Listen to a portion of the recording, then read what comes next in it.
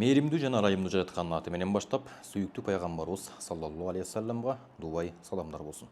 Ассаламу алейкум достор, бир туугандар, жалпыңыздарды кирип келген куттуу Рамазан айы менен куттуктап кетмекчимин. Албетте, жараткан Аллахым баарыбызга ушул айды кайырлуу, берекелүү кылган болсун. Өзүгө жакындатуучу, өзү сүйгөн амалдарды кылуу менен бирге эң негизгиси Рамазандын соопторуна толук эгедер болууну баарыбызга насип кылсын деп дуа тилек кылып кетмекчибиз. Рамазан демекчи, биз ушул быйылкы жылкы кирип келген ыйык Рамазан айына даярбызбы? Эгер даяр болсок, кайсыл жактан даярбыз? Руханий жактанбы, физикалык жактанбы, же болбосо психологиялык жактанбы, айтор кайсыл жактан даярбыз? Даярдыгыбыз кайсыл жерде? Мына ушул тууралуу ар бирибиз өзүбүзгө бир кыска суроо берип, кыска убакыттын ичинде ойлонуп, Рамазанга бүтүндөй жан дүйнөбүз менен, бүтүндөй дитибиз менен даярдык менен кирсек, албетте Рамазандын соопторуна толук эгедер болгонго Аллахым бизге жардам берген болот. Айта кете турган болсок, өзүңүзгө суроо берип, былтыркы өткөргөн Рамазанды бир көз алдыңыздан өткөрүп көрүңүз. Былтыркы 2024-тө өткөргөн Рамазаныбыз кандай өттү эле? Кандай ибадаттарды кылдык эле? Эмнелерди кылдык, эмнелерди кыла албай калдык, эмнелерди кылууга жетиштик, эмнелерди кылганга жетишпей калдык. Тагыраагы ошол Рамазанды, өткөргөн Рамазанды өзүбүз канааттандырарлык деңгээлде, өзүбүз ыраазы болгон деңгээлде өткөрдүкпү, же болбосо Рамазан өтүп кеткенден кийин бармагыбызды тиштеп өкүнүп калдыкпы? Мына ушул өткөргөн Рамазанды, 2024-жылкы өткөн Рамазанды бир сыйра эстеп, көз алдыбыздан өткөрүп, андан кийин жаңы бир кадамдар менен, жаңы бир чечимдер менен, жаңы бир максаттар менен, тилектер менен 2025-жылкы Рамазанга кадам таштасак, бул быйылкы жылкы Рамазанды былтырга караганда дагы да жакшыраак өткөрүүгө, чоң өбөлгө, чоң жардам болмокчу. Сиздерге бир мисал келтирейин, элестетиңиздер. Биз күнүмдүк турмушта баарыбыз бир соодагер дейли, сиздер, мен бүт баарыбыз соодагербиз. Өзгөчө соодабыз азыркы заманбап онлайн платформалардын негизинде жардамында өтөт. Мисалыга дүйнөлүк брендке айланган платформалар булар ошол Amazon, Alibaba, дагы башка мен билбеген көптөгөн түрлөрү бар. Ал эми биздин Кыргызстанда белгилүү болуп аткан бул Taobao, дагы башка ошол Кытайдын товарларын бизге алып келгенге жардам берген, ортомчу болгон платформалар. Бизнести билгенибиз деле, билбегенибиз деле, бизнестен кабарыбыз барыбыз деле, жогубуз деле баарыбыз ошол онлайн формат менен платформалар менен иштеп калдык. Кытайдан товар алып келип, Кыргызстанга жайгаштырып, базарларда сатып, же онлайн сатып, айтор ушинтип күнүмдүк турмушта өткөрүүгө баарыбыз жан үрөп калдык да.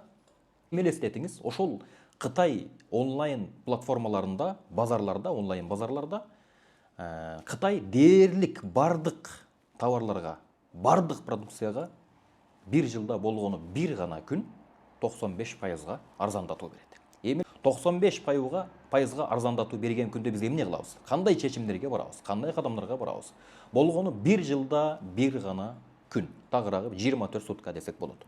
Анда биз эмне кылат элек? Анда акчабыз барыбыз дагы, акчабыз жогубуз дагы, бизнести түшүнгөнүбүз дагы, түшүнбөгөнүбүз дагы бүтүндөй жан дүйнөбүз менен, дитибиз менен, бардык күч аракетибиз менен ошол арзандатуудан, ошол скидкадан пайдаланып калууга аракет кылат элек. Эмне үчүн? Анткени ал жакта пайда, анткени ал жакта киреше өтө көп. Анда жыйынтыгында эмне болмок? Жыйынтыгында чындап эле биз ошондой ийгиликке, биз ошондой кирешеге ээ болмокпуз. Анткени арзандатуу чындап болгон. Анда бул күндү эмне деп атап коет элек? Азыркы сөз менен айтканда, бул кирешенин, акчанын, байлыктын, пайданын сезону деп атап коет элек. Эми мисал катарында, эмне үчүн биз бир жылда бир жолу келген Рамазанды бир күн эмес, тагыраагы толук 30 күн бою бизге ушул сооптордун сезону болгон, ибадаттардын сезону болгон, жан дүйнөнү азыктандыра турган, кийинки бир жылдык Рамазанга чейин руханий азык ала турган, керек болсо пайгамбарыбыз өзү кепилдиги менен сүрөттөп берген, кепилдиги менен баяндап берген Рамазанды эмне үчүн кайдыгерликте өткөрүшүбүз керек деген суроону беришибиз керек да. Биз кандай эле жогоруда мен мисал келтиргендегидей жанагы онлайн платформаларга кандай өзүбүздүн малыбызды, акчабызды, керек болсо нервибизди короткон сыяктуу эле бир жылда бир жолу келген 12 айдын султаны болгон ыйык Рамазан айыга дагы кудум ошондой күч менен, кудум ошондой даярдык менен, кудум ошондой жигердүү бир ниет менен келе турган болсок, анда албетте биздин ошол койгон максатыбызга, ниетибизге, аракетибизге жараша жыйынтыгы дагы ошондой болмокчу. Эми элестетиңиз, 95% эмес, бул ыйык Рамазан айында сооптор 100-гө 100%, балким 100-гө 1000% ашыкчасы менен берилет. Анткени Аллах Таала Куранда "Вастаиз билла, валлаху юдаифу лимай яша". Аллах Таала кимге кааласа, соопторду арттырып, көбөйтүп ашыкчасы менен берет дейт. Алымдарыбыз айтат, жөнөкөй күндөрдө мисалга Курандын бир тамгасына 10 сооп берилсе, Рамазан айында, ушул ыйык Рамазан айында Курандын бир тамгасына 20, 30, 40, 50 ушинтип көтөрүлүп олтуруп 700-гө барат. Балким 700-дөн 700 миңге чейин көтөрүлөт дейт алымдар. Кайсыл аятка таянып, жогоруда мен айткан, Аллах Таала кимге кааласа көбөйтүп, арттырып, ашыкчасы менен берет деген аятка таянып, 700-дөн 700 миңге чейин көтөрүлөт дейт.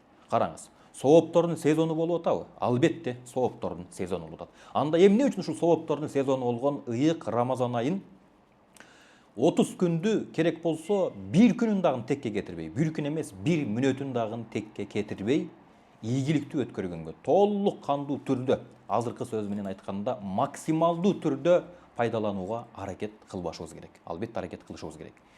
Эмне үчүн аракет кылышыбыз керек дей турган болсоңуздар, урматтуу туугандар, биздин өмүрүбүзгө канчалык өмүр суубуз бар, канчалык жашообуз бар, аны бир жараткандан башка эч ким билбейт.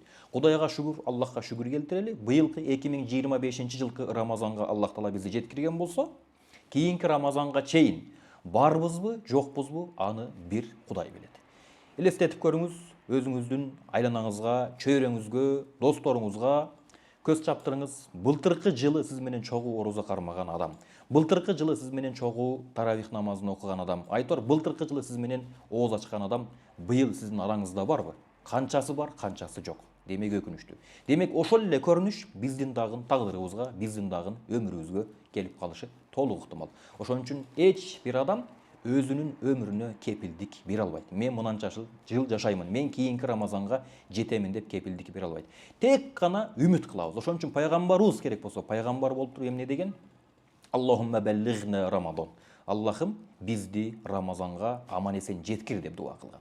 Ушул ыйык Рамазандын ушунчалык баалуу экендигин, ушунчалык Аллахтын астында даражасы улуу экендигин, ушунчалык сезондун, сооптордун сезон экендигин пайгамбарыбыздын төмөнкү эле хадисинен билип алсак болот. Пайгамбарыбыз бул айга керек болсо 2 ай мурун даярданып баштаган. Ал айлар бул Ражап айы менен Шаабан айы. Ражап айынан баштап пайгамбарыбыз орозолорду кармап, ибадаттарын көбөйтүп, дуаларын кылып, ошентип руханий жактан өзүн даярдап, психологиялык жактан өзүн даярдап олтуруп, анан кийин Рамазанга кирип барган. Кандай эле жанагы чоң бир согушка аттана турган баатырлар, аскерлер, чоң согуш болгонго чейин, чоң салгылашуу болгонго чейин өздөрүн тынбай практикада, тынбай жанагы машыгууларда даярдап туруп, анан кийин жанагы согушка чыккандай эле пайгамбарыбыз дагы өзүн ошол чоң бир сооптордун сезонуга, тагыраагы ыйык Рамазан айына өзүн психологиялык жактан, өзүн руханий жактан 2 ай бою даярдап, анан кийин Рамазанга кирип барган. Пайгамбарыбыздын Рамазаны кандай эле дей турган болсок, бул темада өзүнчө сөз кылсак болот, бирок кыстырма катары кыскача айтып кете турган болсок, пайгамбарыбыз ушул Рамазан айын өтө кылдаттык менен, өтө маани берүү менен өткөргөн. Анткени пайгамбарыбыз бизге караганда дагы да көп нерсени билген. Рамазандын фазилеттери, Рамазандын Аллахтын астында улуулугун пайгамбарыбыз бизге караганда өтө жогорку деңгээлде билген үчүн ошого жараша амал кылган, ошого жараша Рамазанды жашаган. Рамазанды жашаган, урматтуу туугандар. Биз дагы пайгамбарыбызга окшоп Рамазанды жашаганга, Рамазандын лаззатын, Рамазандын даамын татканга аракет кылайлы. Бир мисал келтире турган болсок, айтат, пайгамбарыбыздын сахабалары сүрөттөйт, пайгамбарыбыз Рамазан айында өзгөргөндөй башка айларда өзгөргөнүн көргөн жокпуз дейт. Анын мээримдүүлүгү, анын боорукерлиги, анын колу ачыктыгы, Айша энебиз айтат, Аллах андан ыраазы болсун, пайгамбарыбыз Рамазан айында колу ачык болгондон, Рамазан айынан өткөн башка айларда мындай колу ачыктыгын мен байкаган жокмун, көргөн жокмун дейт. Рамазанда шунчалык колу ачык, ушунчалык беришен болот эле, колунда эмне бар болсо ошонун баарын бергенге даяр эле, керек болуп берет эле дейт да. Караңыздар. Демек пайгамбарыбыздын амалдарынын бирөөсү бул Рамазан айында садаканы көбөйтүү.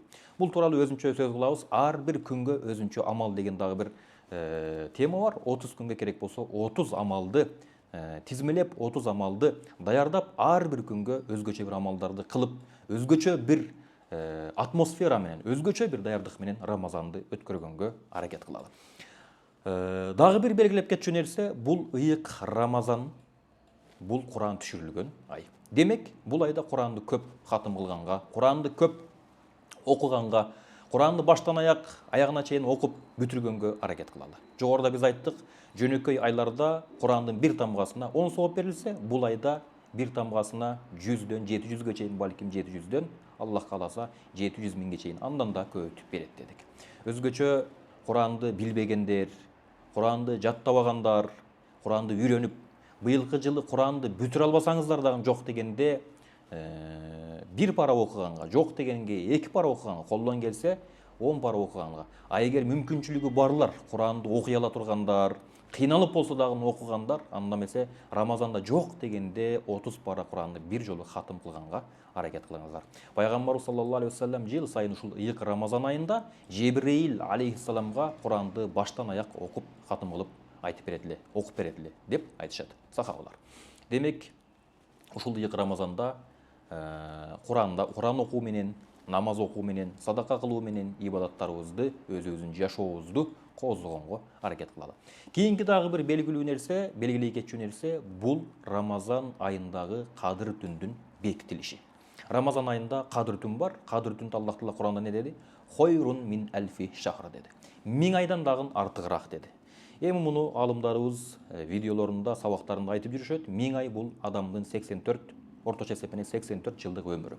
Караңыз, 1000 айдан жакшы деди. Эгерде биз ошол Кадыр түнгө, Кадыр кечесине жолугуп калчу болсок, бүтүндөй ошол өмүрүбүздү ибадат менен, намаз менен, зикир менен, Куран окуу менен, Аллахка жакындаган, Аллахка жаккан амалдарды кылуу менен өткөрдү деп биздин амал дептерибизге жазылат. Ошондуктан өтө баалуу болгон ай, Куран түшүрүлгөн ай, Кадыр кечеси катылган ай, Аллахка жаккан ай, Аллахтын периштелери жерге түшкөн ай, анан шайтандар байланган ай. Видеонун аягында жыйынтыктап айтчу нерсе, бул Рамазанды дагы ийгиликсиз, кайдыгер карап өткөрүп жибербейли. Былтыркы Рамазанды өткөрүп жибергендей, муну дагы өткөрүп, бармагыбызды тиштеп өкүнүп калбайлы. Кимдин пешенесине, кимдин тагдырына канчалык өмүр суусу жазылган, аны бир жараткандан башка эч ким билбейт. Ошондуктан барыңыздарды, өзүмдү дагы анын ичинде ушул ыйык Рамазан айын толук кандуу түрдө, максималдуу түрдө, жанагы кыргыз айтмакчы, билектерибизди түрүнүп, баг электерибизди түрүнүп, ушундай бир жигердүү күч менен, ушундай бир күчтүү дымак менен кирип, толук кандуу түрдө, максималдуу түрдө Рамазандын соопторуна ээ болууга тырышалы. Анда эмесе сөзүмдүн аягында дагы бир жолу сиздерди кирип келген ыйык Рамазан айы менен куттуктаймын. Жараткан жалпыбызга берекелүү, кайырлуу кылган болсун. Кийинки видеолордон көрүшкөнчө, салам алейкум.